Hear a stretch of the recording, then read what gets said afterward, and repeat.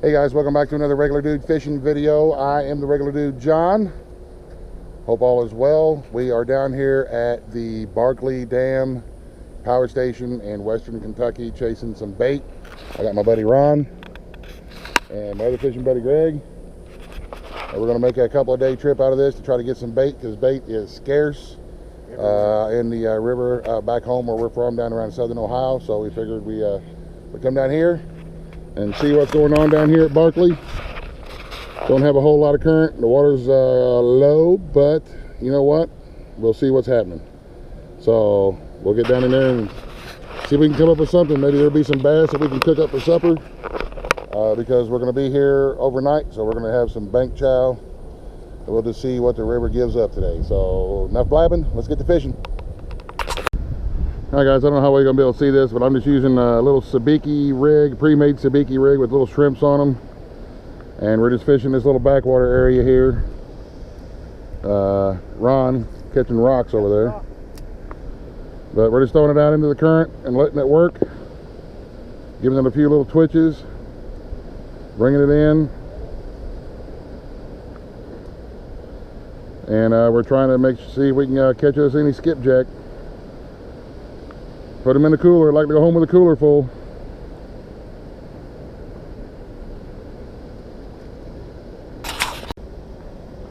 Well, it's a skipjack. Well, it's kind of like a skipjack, only smaller. These little dinkies. These, it's the right species. Going back in there, little dude. But we wanted something a little bit bigger. Man, alive, I don't know if you guys can see all those Asian carp jumping over there. This place must just be loaded with them. Looks like they turned on that first turbine, and like I said, I don't know if people will be able to see them or not, but they're jumping every which way over there.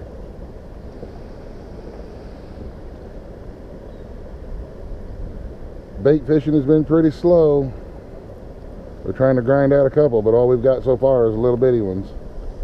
So I'm going to switch and put a Foley spoon on, I think, here directly and see if that's going to do any good. Oh man, I hooked into one of them big head carp. Hope you guys can see him or not. I'm trying to just wear him out. Maybe he'll get off on his own. If I keep him though, I'm going to take him home. I've heard they're pretty good eating. But it ain't no skipjack.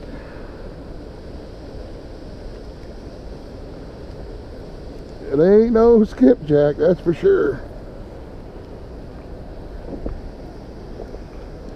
And see if I can get him.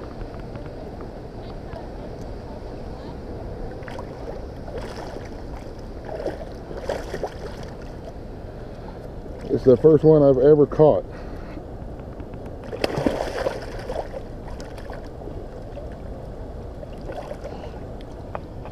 I don't even know how they're supposed to hold them. There we go. Nope.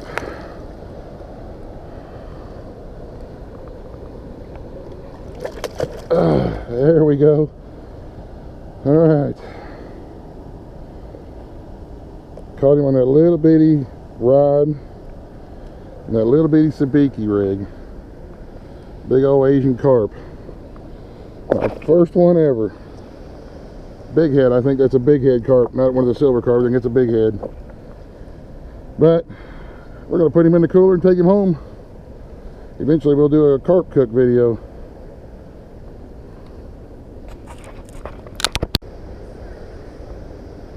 Well, I don't know what I got, but it definitely ain't a skipjack. I think it's another one of them carp. I think it's another one of those Asian carps that I snagged or hit the sabiki.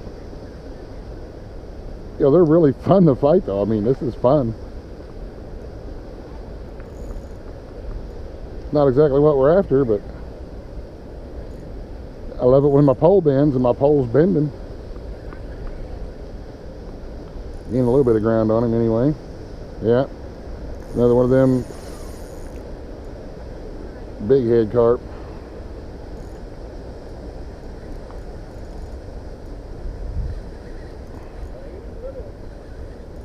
No, he's a nice size one.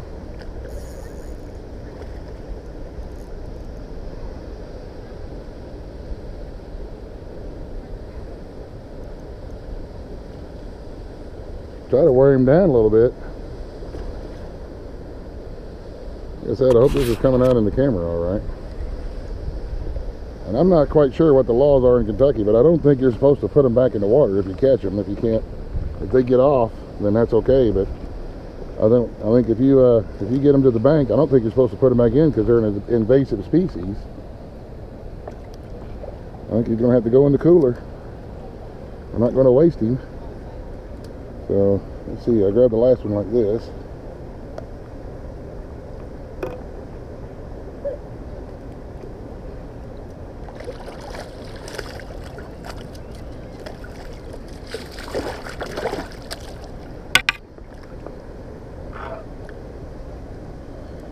There we go.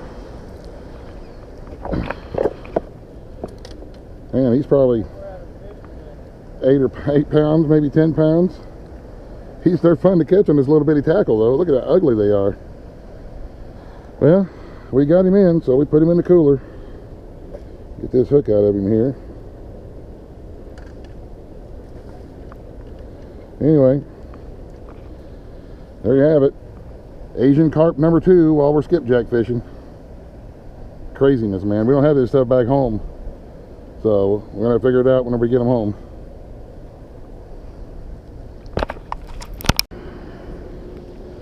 Well, we finally got one that's a keeper size for a bait. They're not biggin', but it's still a bait. It's a skipjack, and that's what we're after. Phew, man, it's been a grind. Hopefully they'll turn on this evening. But anyway, that's what we're after. Well guys, the fishing has been tough. It has been a grind, and we haven't gotten a whole lot going on. We've caught several of those little dinky ones that we showed earlier, a little dinky one, and only a couple of keepers and then 2 carp. It's been a pretty rough bite. I think the water's down lower than what it usually is. But you know, that's fishing, so we're gonna grind it out a little bit more tonight. I know I'm getting pretty tired and gonna get ready to go up here in a little bit and start on some supper and get some rest.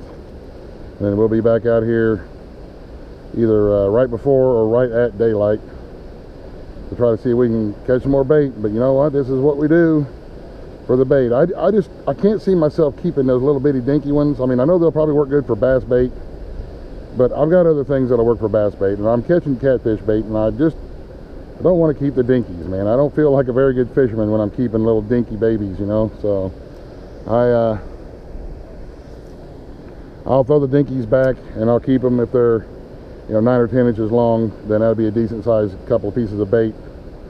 But if they're not that, then I'm probably not going to keep them. So I don't know, man. It just is what it is. To each his own. I know some dudes will keep them and use them as a piece of bait, but I just can't do it. So anywho, we'll grind it out a little bit more, and if we catch some more decent ones, then we'll let you guys know. And if not, then we'll see you in the morning. All right, guys, we are chilling out up here at the pavilion. We're making some chili.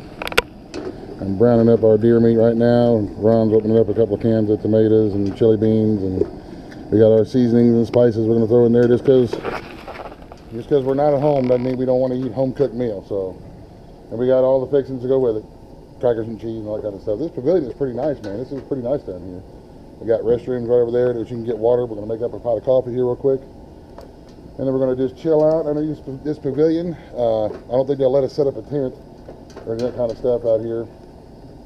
So we're just going to crash on these tables tonight with our blankies, and we'll get up in the morning. But we'll get another shot here in a minute. We didn't bring any bowls with us because we're going to use those soup cans as bowls. That way we have a lot less that we got to pack around, and then when we're done, we can just throw them right into the old garbage. So anyhow, that's how we're going to chill out tonight. We will see you guys in the morning unless something cool happens tonight. I ain't lying, but I'll tell you this.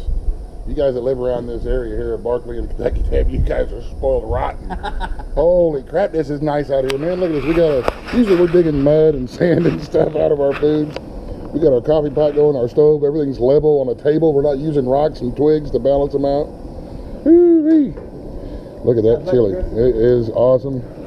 Anyway, yeah, with electricity and everything. We just wanted to let all you local dudes here in the Western Kentucky area know you need to come to our area one of these days. You'll be like, man, what kind of podunk hillbilly crap is this?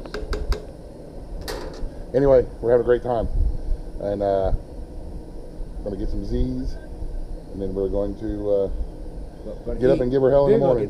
That's right. So we'll catch y'all later. Well, guys, it's the next morning. It's right at daylight. We're up packing up our camp stuff, and it's raining. So I don't know how much video and I'll get to do this morning.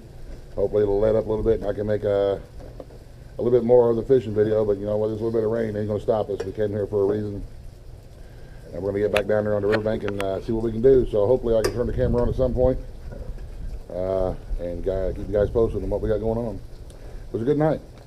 It was a pleasant evening. It started raining, got a little bit chilly, but you know, we were okay. We were ready for that. And I'm glad we had this pavilion, that's for sure. It had made it a lot less wet on us. So, all right, let's get back to the river. Something that I will show you too is, see, I got ice in there. The ice has got salt in it. And now, since I don't have a container, I'm going to put some water in here from the river. I'm going to make a just like that.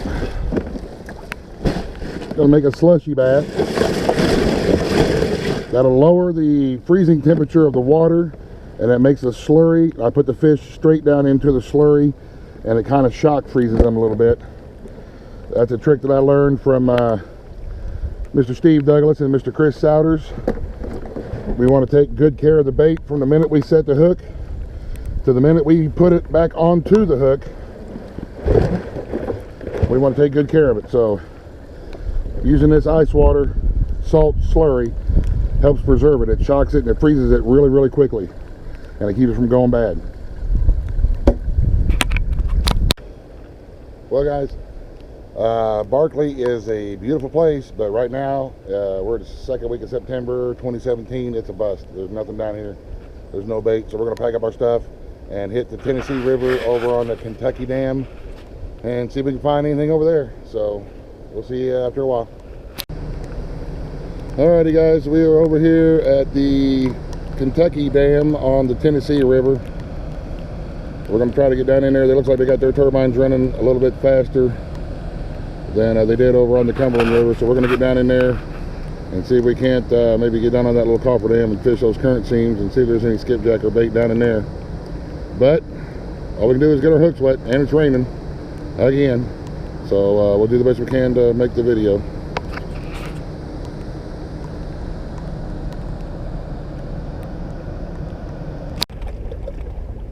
Well, guys, we've been grinding out this bait fishing for the last 2 days, and neither the Cumberland River nor the Tennessee River has given us very much. A couple of those smaller ones that like we caught earlier, and those 2 big Asian carp, and that's all we got.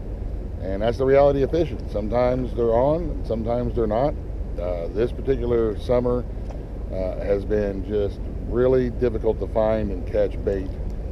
We made this long. It was about a 6-hour trip for us over here, but you never know until you get your hooks wet. You know, you never know.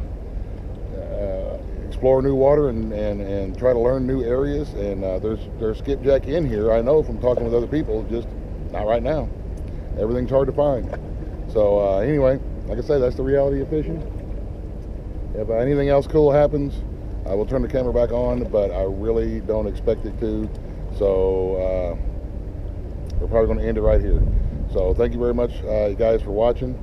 You guys have a great rest of the day. We'll try to catch some more next time. So until the next time, we'll catch you in the next video. Fishing!